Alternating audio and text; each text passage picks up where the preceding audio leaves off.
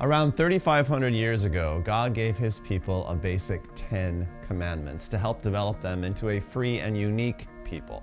And of those commandments, the second says that we should not make any carven images, no stone or wooden idols to worship.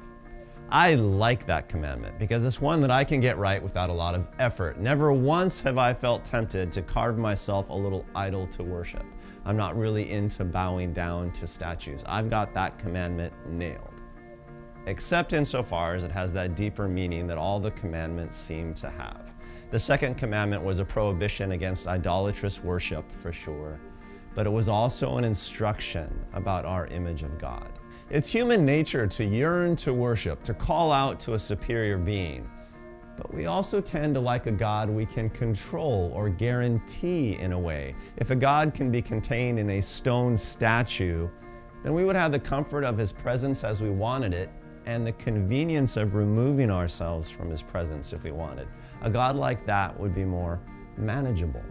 And if God is about idols or icons or symbolic rituals or certain places and objects, then God is contained for us.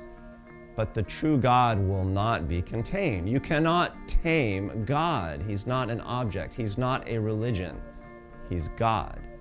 God is spirit. He's not contained. He's with you, watching you, always and everywhere, which is a great comfort or a great tension, depending on what you think of his character, which is probably the thing God wants you to think about.